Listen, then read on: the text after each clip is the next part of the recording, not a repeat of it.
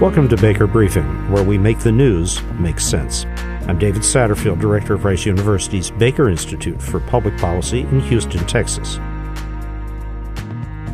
The removal of Nicolas Maduro by U.S. military force has introduced new uncertainty into Venezuela's political environment and brought significant attention to its oil sector. It follows a months-long military campaign off the country's coast in which the United States seized oil tankers and carried out airstrikes on alleged drug trafficking boats, killing dozens. The ultimate impacts or consequences of these measures are highly uncertain at this point, including the basic question of Venezuela's political future. That said, many Venezuelans at home and abroad have celebrated Maduro's ouster, with hopes raised for an end to years of economic ruin, mass displacement, 1/4 of the country's population, and systemic repression. Publicly, the Trump administration justified its actions in the name of fighting narco-terrorism, but it has increasingly been clear that Venezuela's oil, not drugs, is central to its mission. President Trump has said the United States will control the nation's oil sales indefinitely and released a plan for doing so, calling on the U.S. oil industry to assist. I'm joined for this episode by Francisco Monaldi, the Baker Institute's Latin American Energy Policy Fellow, and Ken Medlock, Director of the Institute's Center for Energy Studies. Together, we'll explore some of the major questions on what lies ahead for Venezuela's hydrocarbons and governance. Thanks for tuning in. Francisco, Ken, thanks for joining me today. Let's start with the history Trump invoked when he claimed that Venezuela, quote, stole U.S. oil, constituting, quote, one of the largest thefts of American property in the history of our country, close quote. Give us some context. What's he talking about here? I think he is referring to the two major episodes of nationalization in the Venezuela's oil industry. You know, the oil companies started in Venezuela in the 1920s, and particularly Exxon and Shell became the biggest producers. But by the 60s, the situation turned confrontational. The government started increasing taxes. They decided not to renew the concessions, so they will expire in 1983. And of course, then OPEC, the crisis in the Middle East, etc., that led to nationalizations there, ended up producing the nationalization in Venezuela in 1975. That wasn't conflictual in the sense that they were remunerated, they were paid, and they only had 8 more years of concessions. So it wasn't that controversial. In fact, companies cooperated a lot with it. But then Venezuela eventually reopened the oil sector in the 1990s, particularly the extra heavy oil fields and some sort of marginal fields. And the big players came to invest, particularly Conoco, Exxon, Chevron, Total, and others. And Chavez, elected in 1998, first said he will respect the contracts despite being against the oil opening. But then, when the price of oil went up and all the investments were already in place, he changed his mind and he decided to renationalize. Not fully. He basically told companies, you're going to be minority shareholders in these projects, less than 40% of equity. And he very significantly increased taxes to an average from it's like 50% to 90%. 2 companies left, Conoco and Exxon. Chevron and all the others decided to stay with the new conditions. So Conoco and Exxon went to international arbitration and they got significant awards. In the case of Conoco, north of $12 billion. In the case of Exxon, about $2.5 billion. And they haven't been paid for the most part, Exxon a little bit more. And so that is what the president may be referring. But basically, what we're talking about right now is that these are creditors of the Venezuelan government. They have claims between both of them for about $14 billion. And they are in a long line of creditors. Venezuela owes about $150 billion.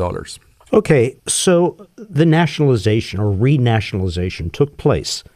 What were the consequences over the past 25 plus years of that nationalization and the departure of those IOCs that did? Yeah, so the first thing to notice is that first there was a collapse of the national oil company because the president, Chavez, wanted to politically control the company, and he felt that the management of that company, that was mostly previous IOCs, executives that were still there didn't want to cooperate with him. And so he fired them, and he really produced a decline of the production in the national company. When he did this, he also, of course, created problems with the private companies. And so production in Venezuela collapsed from 3.4 million barrels when Chavez came to power.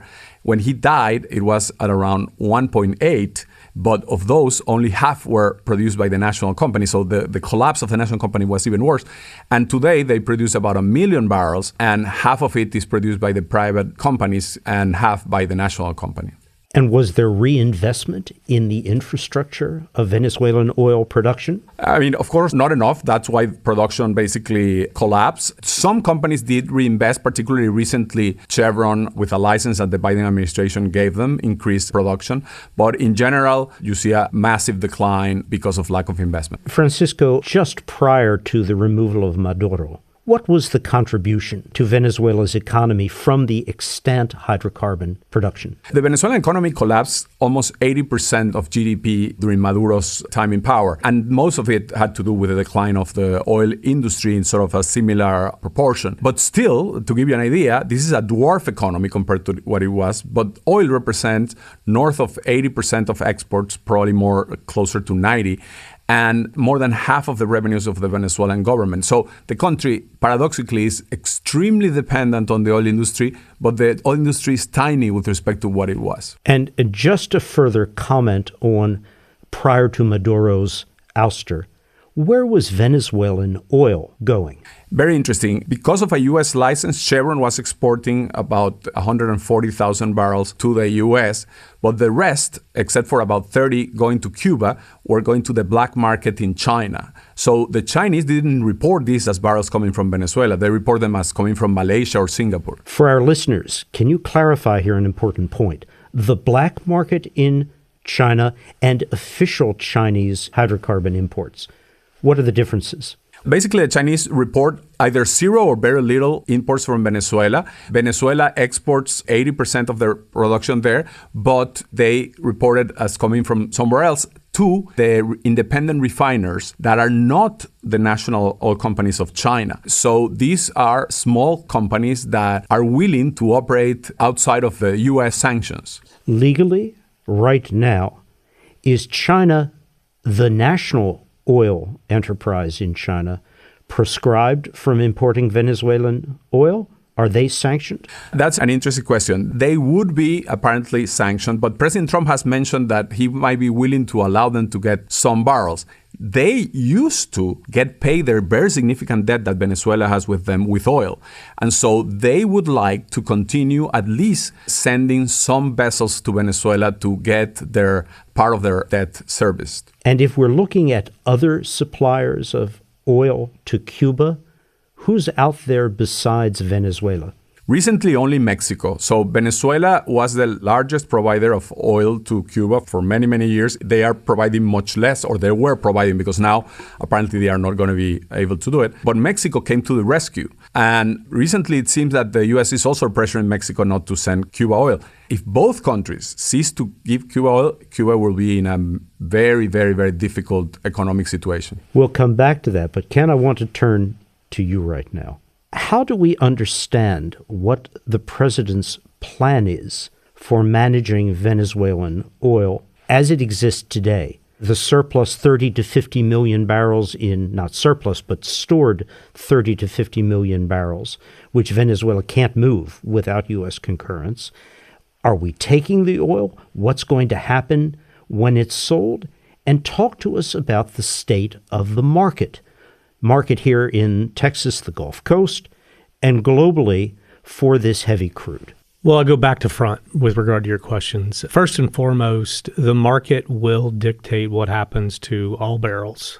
Once they're loaded, once they begin to move, there has to be an offtake. There has to be a buyer, and the buyer has to be a willing participant in that market transaction. So when you think about what could happen with the barrels that are in storage, when you think about what could happen with cargoes, no matter where they're originating from in Venezuela, when they're loaded and they actually find their way, for example, to the U.S. Gulf Coast, there's a refiner that has to be willing to offtake. Now, that's where things get interesting, because the U.S. refining complex is, particularly in the Gulf Coast, is amongst the most complex in the world. It was built to handle very heavy, very complicated, sophisticated types of crude oils, and Venezuelan crude fits like a glove. Now, as Venezuelan oil production declined over the last decade and a half, as Francisco mentioned, Canadian crude began to backfill that need. So we're in this interesting inflection point in terms of how the market responds, because things between the U.S. and Canada, at least politically, are not copacetic, right? But when we think about how you could replace those barrels potentially and put pressure on the Canadians to acquiesce to certain demands that Trump may have, this could potentially play a role. That is very speculative at this point, but it is important to understand that those barrels are substitutes for Canadian barrels. Secretary of Energy Wright said a few days ago that Venezuelan crude would be, quote, sold at market rates and not discounted. Let's go back to Canadian oil and the Gulf Coast refineries. Can there be a comparative economic advantage to swapping out Canadian crude for Venezuelan crude? And what would it require in terms of pricing? Well, first and foremost, you have to understand the barrels that are of similar quality between the two countries that have, seen diluent added to that very heavy barrel to lift and move, and then ultimately transported to the Gulf Coast. You're competing via tanker from Venezuela versus via pipe from Canada. So the transportation costs, logistically, there's actually an advantage for Venezuelan crude. Now, the price at which those two things actually sell into a Gulf Coast refinery is basically market determined, and it is lower than what we typically see quoted like WTI. So a heavy barrel prices at a discount to the typical market benchmark. So to clarify, no additional formal discounting over and above what the market already does is required here. It should not be. In fact, what you could end up seeing is Canadian barrels, because of a lack of access to other market outlets, producers there would have to discount to maintain their foothold in the U.S. Gulf Coast, or else they would sacrifice market. Because as we've commented in other contexts before, Canada has to eat that oil. Absolutely. If it doesn't move it to the United States. Absolutely. We had this conversation around tariffs there is maybe no 6 months Pacific ago. pipeline That's exactly terminal. right. That's exactly correct. All right. So there's a potential genuine market, real world market for Venezuelan crude. Absolutely there is. So when we start thinking about how those barrels move, the scale of the refining complex in the U.S. Gulf Coast is sufficient to handle those barrels, turn them into high-end products like jet fuels, diesel fuels, heating oils, gasoline, and move them not just within the United States, but all over the world, because we are a massive exporter of refined products. But in lieu of, not additive to, the current volume of Canadian pipeline oil. The two crudes would have to compete with one another at that point of sale. So Got it. There's not enough capacity to absorb this Venezuelan production on top of the current Canadian That is production. correct. Now, there may be some virtual capacity sort of incremental additions just because you could re-optimize the configuration of the refineries because of the influx of heavy crude. So you could see not necessarily a one-for-one pushback, but ultimately stop blending quite as much of the lighter ends that we're producing domestically and export those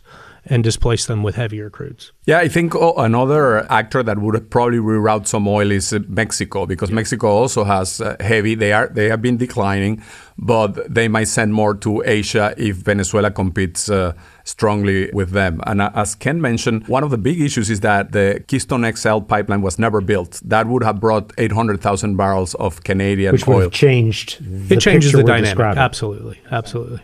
Contracts? How flexible short-term spot are the contracts that feed from Canada now, those Gulf Coast refineries? How quickly can you do a swap out? Oh, swaps. I mean, these are financial arrangements. Swaps are actually almost infinitely flexible. The crude oil market is it's the most fungible commodity market on the planet. So there's no lock-in here. No. It's whatever is priced in a way that makes it attractive. That's exactly right.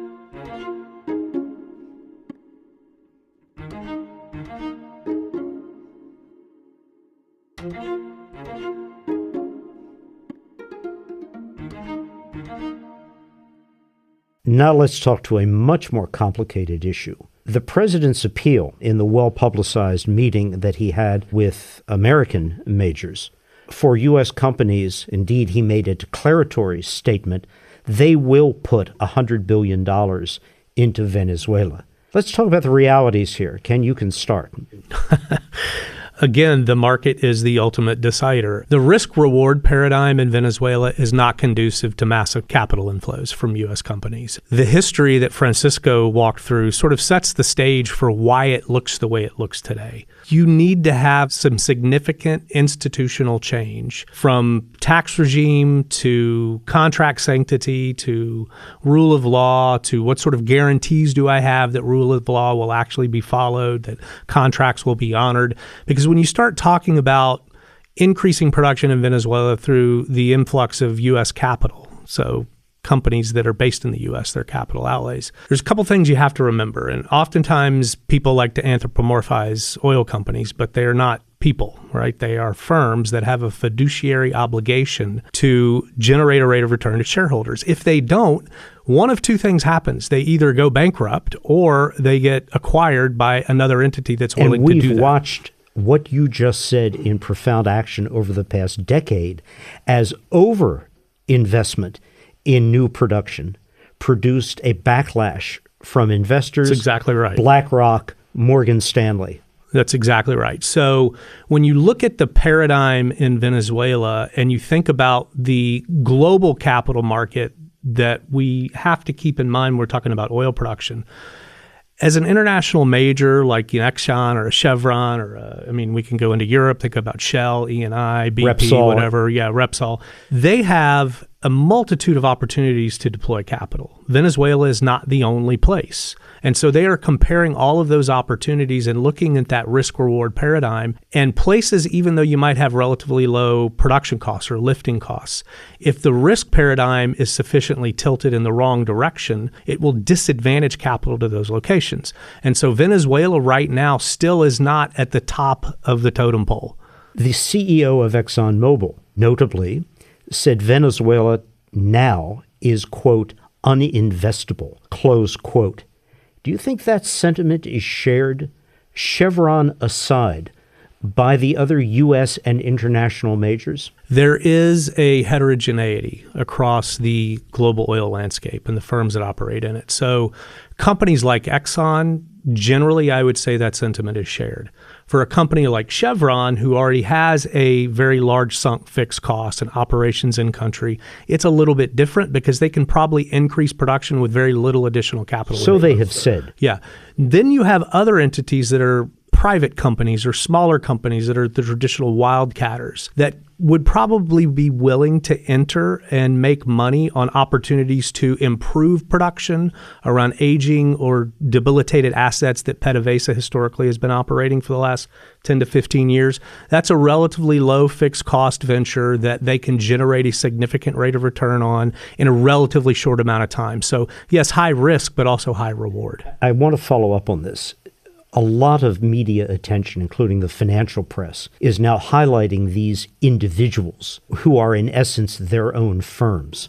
You see a potential genuine role for profit for these individuals in Venezuela? I do see potential. I see significant potential, but here's where it gets very important. You're still not talking about pure greenfield type scalable investments that would increase production back to the pre-Chavez levels, right? We're still talking about maybe, my best guess, and Francisco's done a lot of work on this, you could see this push up by 2030-ish timeframe to 1.5, 1.6 million barrels a day, but you need significant scale to come into that country to drive things back to where they used to be. There has been broad quoting of numbers in the financial press of $70 to $100 billion over 7 to 10 years to get back to a notional 3 million barrel a day figure. Does that sound right, Francisco, to you? Yes. I mean, estimates vary because, of course, we don't know the details of exactly about the shape of the assets, but it's around that number, 80 to $100 billion.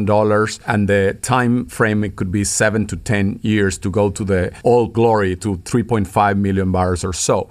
I think it's very important what Ken mentioned in that we have to distinguish not only different type of companies, but different types of assets. And Venezuela has the extra heavy oil that requires these very large sunk cost investments that only the big guys could go there, like Exxon, Chevron, Conoco, Total, and the like. But the declining conventional fields of Venezuela that are small projects, they will probably gather some significant investment. And we are seeing Secretary Wright moving very fast with this type of investors. And that is interesting for Texas because a lot of them are based here in Houston.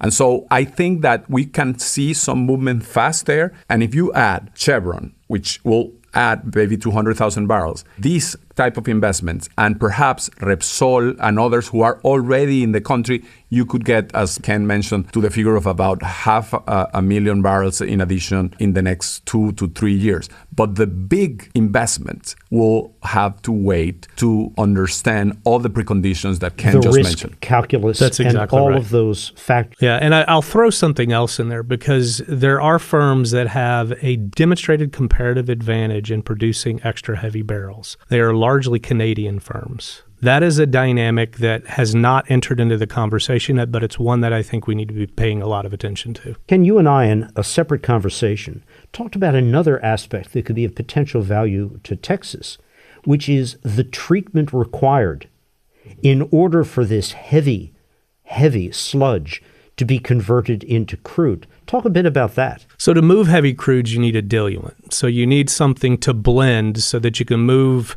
what has the consistency of asphalt in some cases, which is not going to flow. You need to blend it with something so that you upgrade it effectively so its viscosity is to a point where it will flow in a pipeline, where you can load it on a tanker, you can move it to a refinery. That requires typically a condensate type material. The U.S. is producing a lot of very light ends. When you think about the shale oil revolution, right, that is very high API crude. So you're talking about things that are in that condensate realm that can be used as a diluent to upgrade and move heavy barrels. Now, you could see over time with sufficient capital investment, and that's the big if here, right?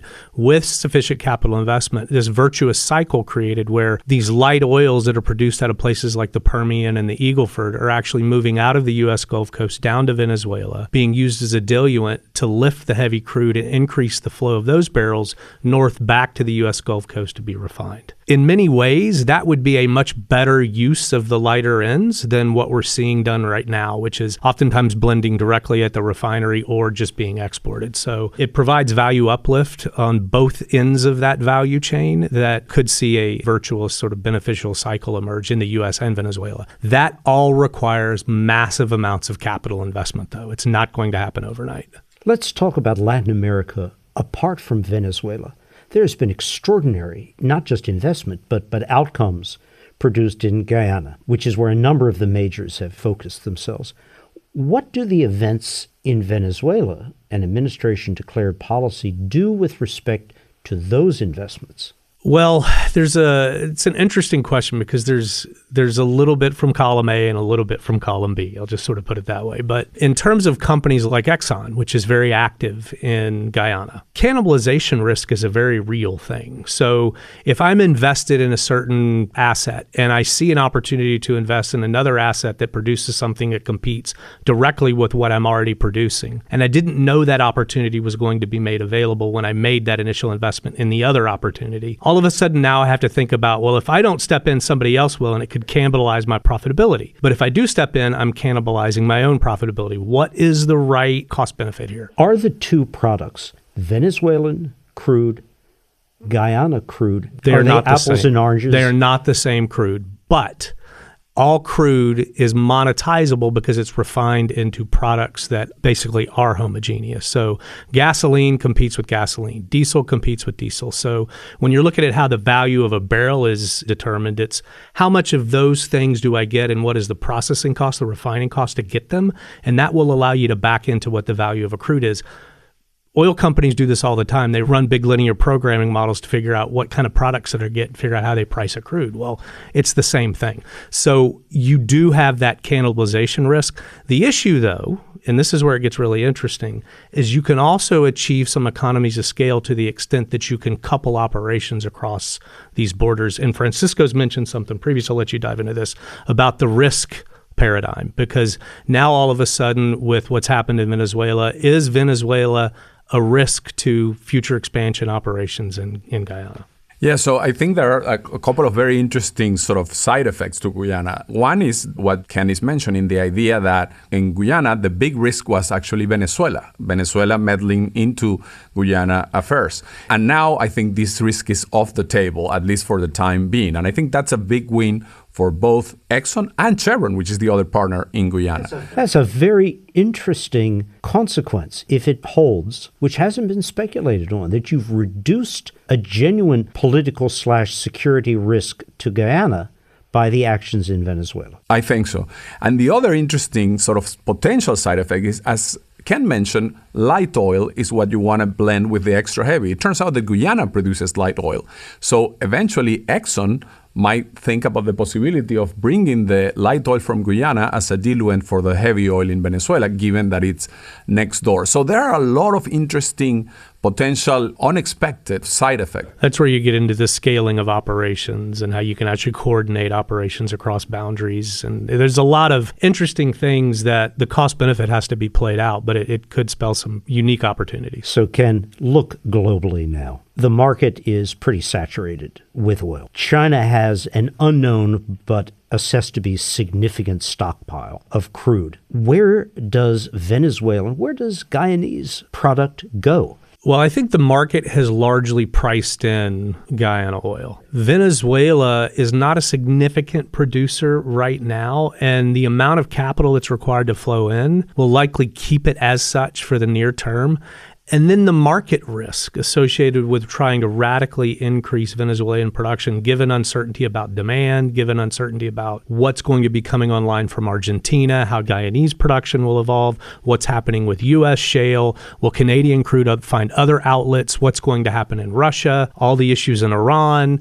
There's so many uncertainties that all market participants are looking at, and they will be making their own assessment. And right now, that uncertainty weighs against investing massively in a place like Venezuela. And what impact do all of those factors, the known and the unknown that you've just mentioned, play upon the issue of at-the-pump pricing? Well, right now, most of the risk in terms of oil price is downside risk, because the amount of inventory that is perceived to be in play, some of which is transparent, some of which is not. You referenced China, for example. It's not likely that we'll see a significant increase in the price of the pump anytime soon. Obviously, politically in the United States, that bodes well for Donald Trump's approval ratings, right? But at the end of the day, it is like any other commodity market, it creates a set of cycles, right? When prices dip, you see a slowdown in investment. With that slowdown in investment, you weed through those inventories very quickly, and all of a sudden you see prices start to rise again, and then investment lags, but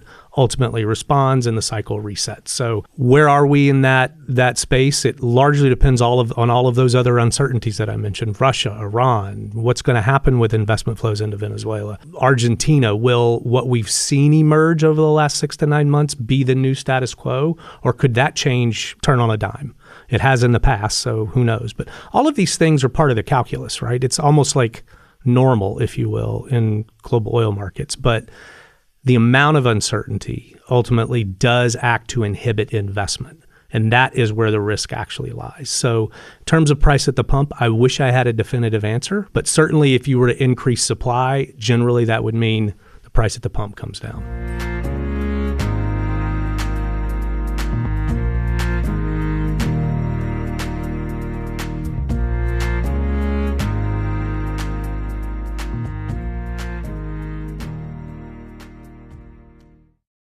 I'll raise an issue on my part because I was part of this for many years.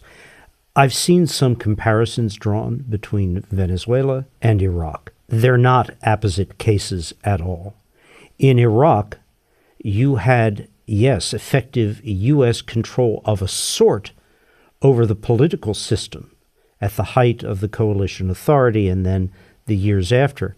But the U.S. never controlled the shaping entities in Iraq, the State Oil Ministry, and the marketing body, the MOO and SOMO, nor could we ever impact successfully the dirigist nationalist ideology aided and abetted by Iran for its own reasons that shaped it. Venezuela is a bit of a different case, and I really would push away from a sense of looking at Iraq to interpret what happens in Venezuela, save only that majors will put their money where they can see a return. And in Iraq, until very, very recently, they didn't see that for a variety of reasons. 100% agree with that statement. It's one of the things that I've been, quite frankly, a little disappointed in when I hear the comparisons made. To me, the only real comparison is, well, two real comparisons. A, what's the projected return on investment?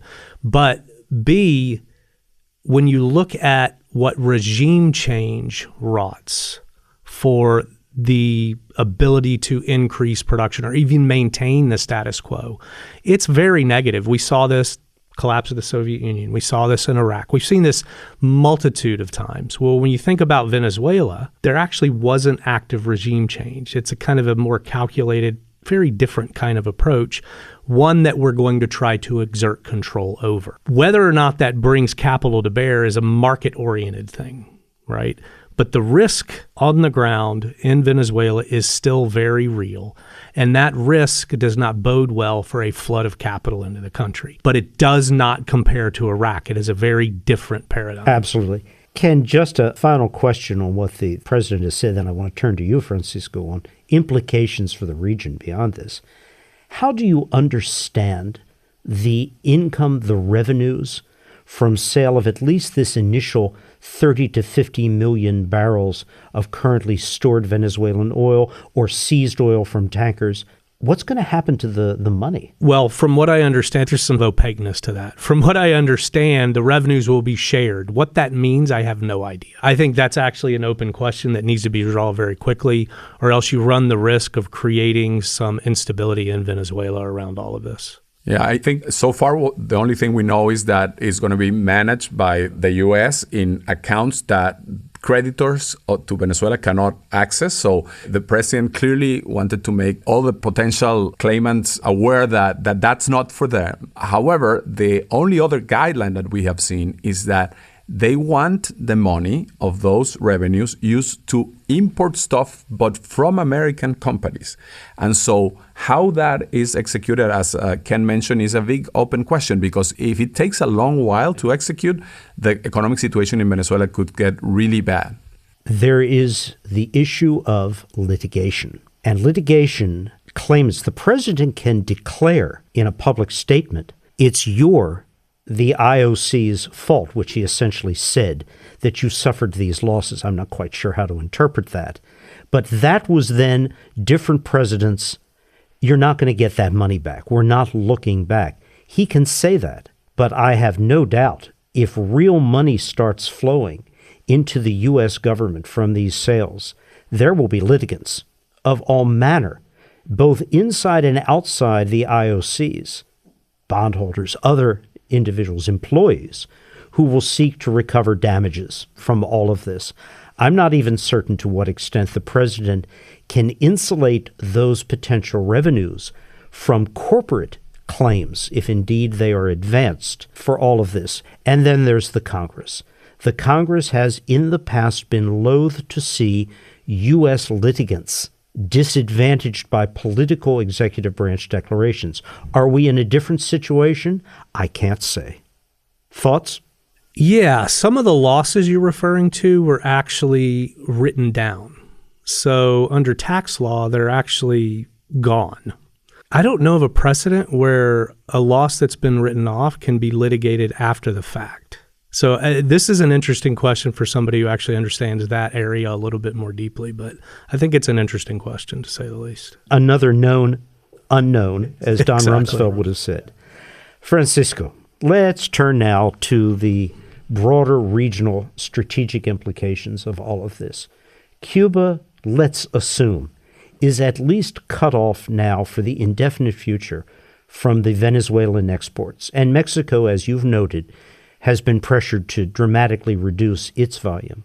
What's the impact in Cuba? I think the impact might be massive. And as we know, for Secretary Rubio, this is a priority. And of course, how are they going to pursue policy there if the objective is regime change in Cuba or change of behavior is not clear.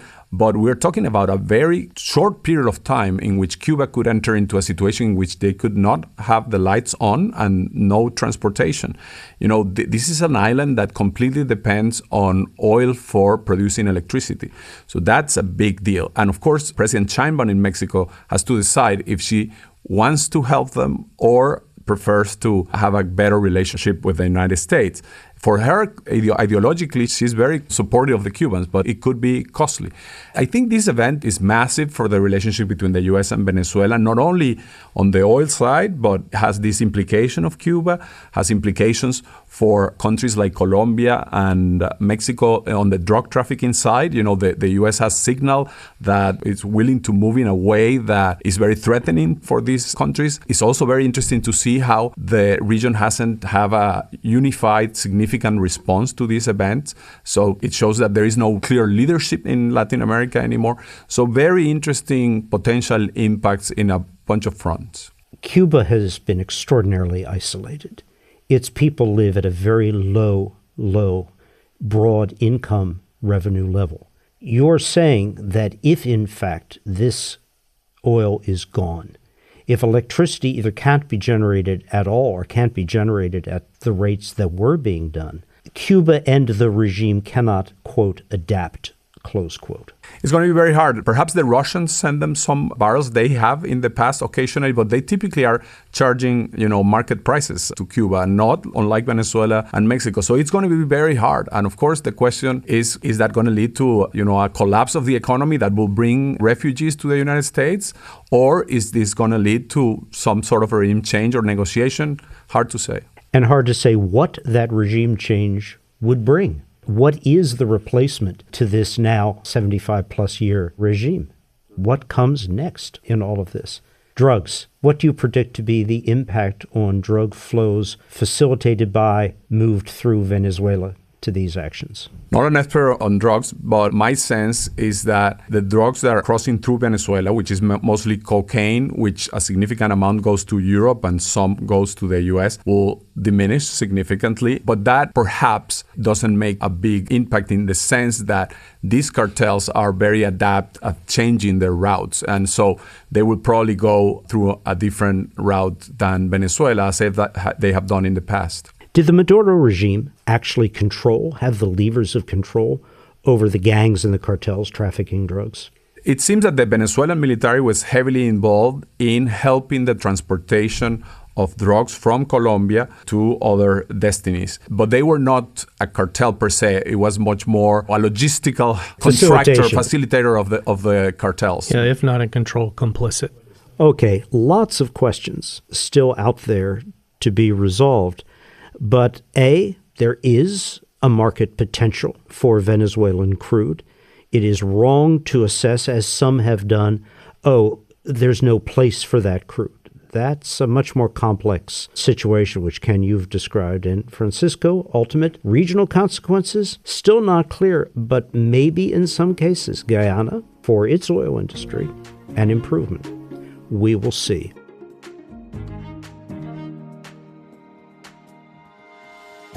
This has been Baker Briefing, where we make the news make sense. This podcast is brought to you by Rice University's Baker Institute for Public Policy, which delivers nonpartisan policy research on the most pressing issues facing the United States, Texas, and the world. Share your feedback and your guest or topic suggestions at bakerbriefing@rice.edu. This episode was produced by Karina Zemel with support from Victoria Jupp and Shannon Moriarty. AV production was led by Kevin Young. You can check out our other podcasts and keep up with our latest research and events at bakerinstitute.org. Thanks again for listening.